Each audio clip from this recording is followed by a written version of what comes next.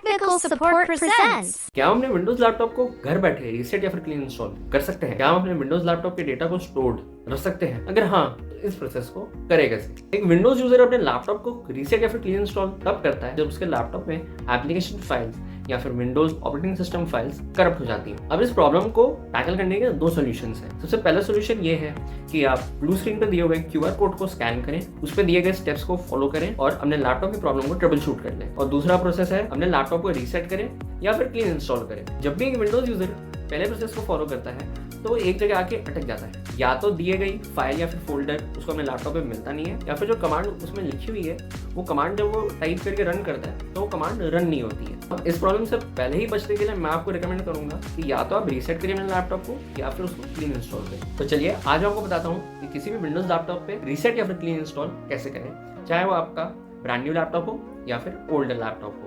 ये प्रोसेस आप कोई भी विंडोज पीसी पे भी कर सकते हैं। सो हेलो व्यूअर्स, कैसे हैं आप सब? स्वागत है आप सबका टेक्निकल सपोर्ट में। मेरा नाम है मानस। चलिए ले चलता हूँ मैं आप सबको अपने लैपटॉप की तरफ। तो जैसा कि आप देख सकते हैं, मैंने यहाँ पे गूगल क्रोम को खोल रखा है। अभी मैं टाइप करूँ विंडोज ISO फाइल डाउनलोड, क्योंकि मेरे को विंडोज 11 का बूटेबल पेन ड्राइव बनाना है। तो मैं यहाँ क्लिक करूंगा डाउनलोड विंडोज 11 पे। ये मेरे को माइक्रोसॉफ्ट की वेबसाइट पे ले जाएगा जहाँ मेरे को ऑफर है कि मैं डाउनलोड कर सकूँ विंडोज 11 को। तो मैं स्क्रॉल डाउन करूंगा, मैं जाऊंगा क्रिएट विंडोज 11 इंस्टॉलेशन मीडिया पे। तो क्या होगा, इससे मेरे को अभी जो मीडिया क्रिएशन टूल एप्लीकेशन है वो डाउनलोड जाएगा। तो मैं यहाँ पे फोल्डर चूज कर रहा हूँ जहाँ पे मेरे को ये टूल किट को सेव करना है। मैंने यहाँ कर दिया इसको सेव। आपने नोटिस किया होगा कि जो नाम है उसके आखिर में 22H2 है, वो है करंट वर्जन विंडोज का। विंडोज के भी काफी सारे वर्जन निकलते हैं ना, जैसे 10 के भी निकले थे, 11 के भी निकले थे। 11 का करंट वर्जन और लेटेस्ट वर्जन है। तो अभी अगर आप इसको डाउनलोड करोगे और फिर इंस्टॉल करोगे तो आपको लेटेस्ट वर्जन ऑफ विंडोज मिलेगा। इसमें आपको अपडेट्स करने में बहुत टाइम नहीं लगेगा, बहुत जल्दी हो जाएंगे अपडेट, बहुत कम अपडेट्स होंगे। तो आप फट से अपडेट करके इसको यूज कर सकते हो अपने लैपटॉप को। तो अभी मैं लाइसेंस एग्रीमेंट को एक्सेप्ट कर लेता हूँ। यहाँ पे जैसे कि getting a few things ready जो आ रहा है, ये बेसिकली क्या होता है, आपकी USB को देखेगा, USB या CD को कि कौन सी लगी है, कितनी लगी है उनमें, और उनका ड्राइव नेम क्या है। तो उसके बाद वो आपको प्रोवाइड करेगा इन्फॉर्मेशन। तो ये इस स्टेप के बाद जैसे यहाँ पे मेरे से लैंग्वेज एडिशन मांग रहा है, तो मैं यहाँ डिफॉल्ट रख रहा हूँ। लैंग्वेज मेरे को चाहिए इंग्लिश, US या UK, और विंडोज 11 मेरे को एडिशन चाहिए। अब यहाँ पे मेरे से ऑप्शन पूछ रहा है कि कहाँ सेव करना है, USB फ्लैश ड्राइव, मतलब USB ड्राइव पे या ISO पे। ISO फाइल CD पे, तो मैं इसको USB फ्लैश ड्राइव पे सेव करूँ। अभी मैं से ऑप्शन पूछ रहा है कौन से ड्राइव पे करना है। मतलब मान लो आपके पास पेन ड्राइव 7-8 लगी हैं तो होगा DEFGHIJK, तो उसमें से कौन से में सेव करनी है। तो मैं E में कर रहा हूँ। मेरी तो सिंगल पेन ड्राइव लगी है, आपको देखना होगा। पर आपको एक बार ध्यान रखना, जब ये प्रोसेस चालू होगा तो उससे पहले वो पेन ड्राइव को फॉर्मेट कर देगा। तो मैं आपको रिकमेंड करूँगा पेन ड्राइव आप खाली रखिए। 32 GB या 32 GB से ज़्यादा की पेन ड्राइव होनी चाहिए और खाली पेन ड्राइव होनी चाहिए। मैं आपको यही रिकमेंड करूँगा। अब जैसे कि प्रोसेस चालू हो गया तो ये 0 से 100 तक जाएगा। तो अभी हम वेट कर लेते हैं। ये 0 से 100 तक जाएगा तो मैं आपको रिकमेंड, और 0 से 100 तक जाएगा, उसके बाद ये वेरीफाई और क्रिएट पे भी करेगा, टाइम लेगा। तो ये टोटल 5 घंटे का प्रोसेस है। मैं आपको रिकमेंड करूंगा कि आप लैपटॉप के हाइबरनेशन को 7 घंटे बाद पे डालिए, ताकि 7 घंटे तक ये वेक रहे, बीच में ह्यूमन एरर ना आए। अगर नेचुरल एरर आ गई, जैसे कि लाइट चली गई, वाईफाई कट गया, तो वो जो वेरिएबल टाइम है वो हम लोग बाद में ऐड ऑन कर सकते हैं 5 घंटे में। तो मैं आपको रिकमेंड करूंगा आप 7 घंटे तक इसको हाइबरनेशन में मत डालिए। हाइबरनेशन 7 घंटे बाद करिए, तब तक ये प्रोसेस फुली कंप्लीट हो जाएगा विदाउट एनी ह्यूमन एरर। तभी हम वेट करते हैं इसका 100 पे होने पे। जैसे 100 पे होगा फिर ये वेरीफाई करेगा, फिर ये क्रिएट करेगा, तो हमारे पास एक बूटेबल पेन ड्राइव क्रिएट रहेगी। उससे हम फिर SSD या फिर हार्ड डिस्क ड्राइव पे अपने इस विंडोज को जो हमने डाउनलोड किया इसको हम इंस्टॉल कर सकते हैं। ये जो media creation toolkit pen drive है, ये आपकी लैपटॉप पे भी चलेगी, आपके PC पे भी चलेगी। कोई एक्सपायरेशन डेट नहीं है कि इस डेट के बाद ये सॉफ्टवेयर जो है एक्सपायर हो जाएगा, कोई ऐसा बंदिश नहीं। बस ध्यान रखिएगा जो PC या लैपटॉप है वो विंडोज 11 सपोर्ट कर सके या नहीं, उसमें TPM प्रोटोकॉल है या नहीं है, और TPM ड्राइवर है या नहीं है, वो आप ध्यान रखिए। तो जैसे कि आप देख सकते हैं 90 पे पहुंच चुका है। अब हम करते हैं 100 तक वेट, फिर ये करेगा वेरीफाई और बनाएगा, ये क्रिएट करेगा हमारी बूटेबल ड्राइव को। तो हम थोड़ी देर वेट कर लेते हैं।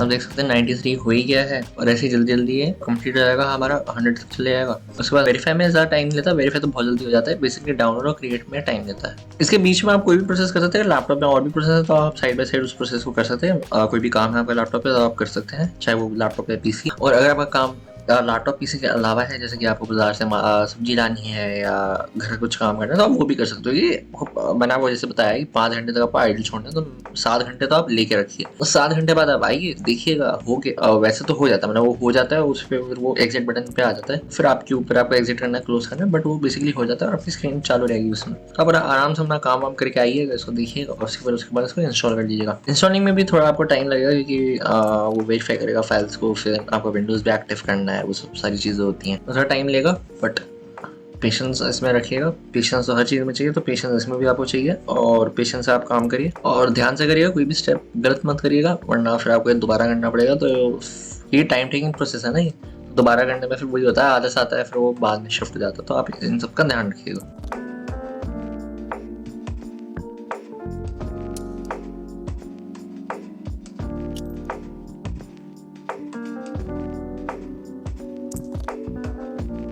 जैसे ये 65 पे हो गया, हम वेट करते हैं 100 तक की और फिर हम बढ़ेंगे अपने अगले स्टेप पे जो कि है इसको इंस्टॉल करना। वैसे ये प्रोसेस बहुत आसान प्रोसेस है, इसको आप घर पे अकेले बैठ के भी कर सकते हैं और आप अपने लिए भी कर सकते हैं। किसी को मदद चाहिए आपकी तो आप वो भी कर सकते हैं। प्रोसेस बहुत सिंपल है, बस थोड़ी चीज़ों का ध्यान रखना है, वो मैं आपको step by step process by process में बताता रहूँगा। अभी के प्रोसेस के लिए तो इतना ही है, अगली प्रोसेस में आपको बताऊँगा कि और चीज़ें क्या क्या ध्यान रखनी है।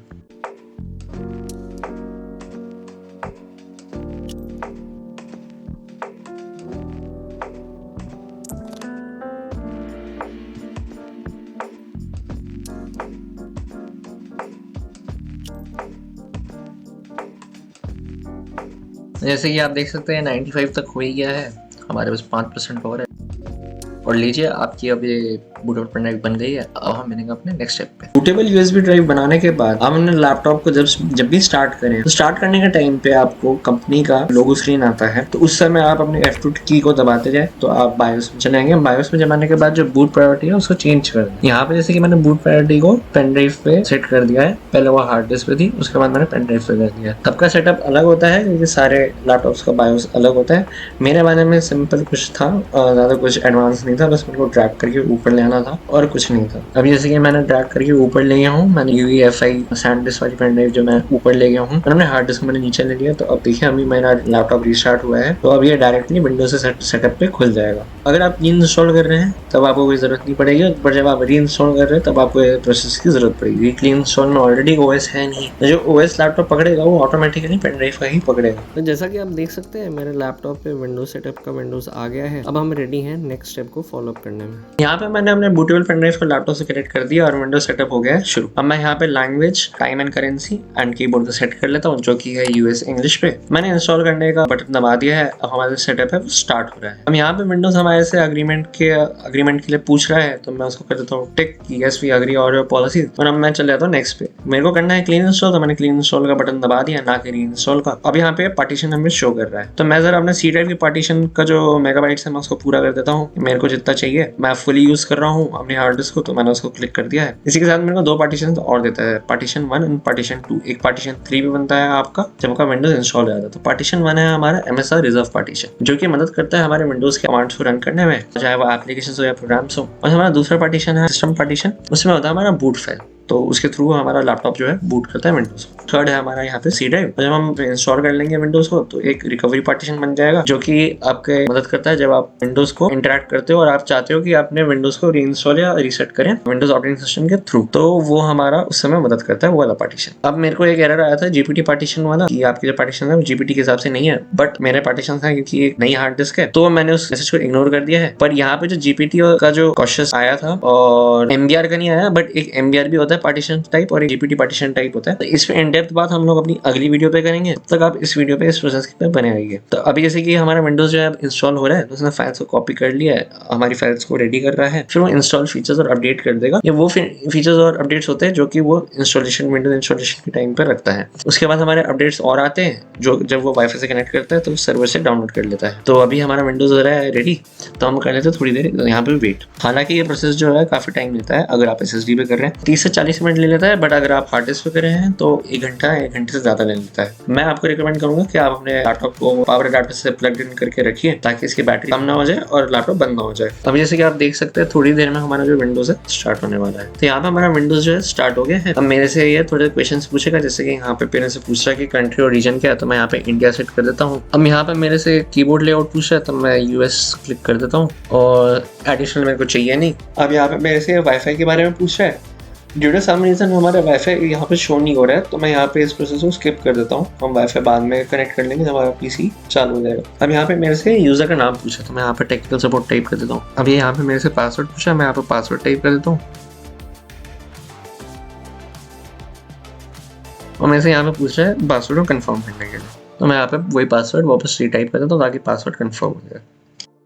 उसके बाद मेरे से थोड़े से एडिशनल सिक्योरिटी क्वेश्चन पूछ रहे हैं, तो मैं 3 कोई क्वेश्चन चूज करके उनके आंसर्स दे देता हूँ। मैं रिकमेंड करूँगा कि आप ये प्रोसेस विंडोज इंस्टॉलेशन में एक अपने कमरे में प्राइवेटली करें, नहीं तो प्राइवेसी हैम्पर हो जाएगी, और अगर हो गई तो कोई और भी आपके पीसी में लॉग इन कर सकता है। तो ये प्रोसेस जो है आप अपने पीसी या फिर कोई भी लैपटॉप में कर सकते हो। कोई इसमें बंदिश नहीं है कि हमारा जो बूटेबल पेन ड्राइव है वो एक्सपायर हो जाएगी या कुछ। अब यहाँ पे मैं जो एडिशनल इन्फॉर्मेशन वाले जो टैब्स हैं और एडवर्टाइजिंग आईडी टैब्स हैं वो सब मैं क्लोज कर देता हूँ, मेरे को नहीं चाहिए। तो अब यहाँ पे हमारी थोड़ी देर में ही विंडोज़ जो है रेडी हो जाएगी और हम विंडोज़ को यूज़ कर सकते हैं, इंटरैक्ट कर सकते हैं। तो ये वाला स्टेप आप clean installation as well as reinstallation में भी कर सकते हैं। रीसेट में भी ये सेम स्टेप्स होते हैं, जस्ट कि जो इंटरफेस होता है उनमें पहुंचने का और उसके आगे का वो थोड़ा चेंज हो जाता है। मैंने री इंस्टॉलेशन का बता दिया, अब यहीं से री इंस्टॉलेशन का भी कर सकते हैं। आपने ऐसे देखा था पहला वाला री इंस्टॉलेशन वाला था और दूसरा वाला जो था हमारा कस्टम इंस्टॉलेशन री इंस्टॉलेशन था। इसके बाद आप रीसेट और री इंस्टॉलेशन अपने विंडोज़ के थ्रू कर सकते हैं। ये तो मैंने दिखाया कि कैसे विंडोज़ है नहीं और विंडोज़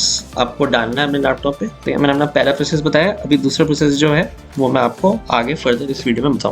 तो नीचे इसी के साथ हमारा जो विंडोज़ है वो सेट हो गया है। अभी हम बढ़ते हैं आगे रीसेट एंड री इंस्टॉल वाले पार्ट में, जो कि हम विंडोज़ के थ्रू कर सकते हैं। अब अगर मैं रीसेट या फिर री इंस्टॉल की बात करूं तो हम सेटिंग में जाएंगे विंडोज़ की, उसके बाद हम सिस्टम में जाएंगे, सिस्टम में जाके स्क्रॉल डाउन करके हम रिकवरी में जाएंगे। एक बार हम रिकवरी वाले ऑप्शन में चलेंगे, उसको हम करेंगे क्लिक करने के बाद हमारे पास दोनों ऑप्शन होंगे, री इंस्टॉल एंड रीसेट पीसी। यहाँ से आप री इंस्टॉल एंड रीसेट अपने पीसी को कर सकते हैं। जब आप रीसेट या फिर री इंस्टॉल करेंगे, दोनों में एक ऑप्शन आएगा कि आपको एक क्लीन इंस्टॉल चाहिए या आपको अपने फाइल्स एंड फोल्डर सेव चाहिए। अब वो आपके ऊपर है। यहाँ पे दिए गए एरोज आपको इंडिकेट कर सकते हैं कि मैं क्या कहना चाह रहा हूँ। ये सेम ऑप्शंस आप क्लीन इंस्टॉलेशन के टाइम में भी देख सकते हैं, जो मैंने आपको वीडियो में बता रखा है। इमेजेस आपके सामने हैं। क्लीन इंस्टॉलेशन के टाइम पे एक बात का ध्यान रखिएगा जो मेरे से रह गई बतानी, वो है कि जब आप क्लीन इंस्टॉलेशन करें तो अपने ड्राइवर के लेटर को और ड्राइवर को ध्यान से याद रखिएगा। इनफैक्ट वो जितना जीबी प्रोवाइड करता है वो भी ध्यान रखिएगा।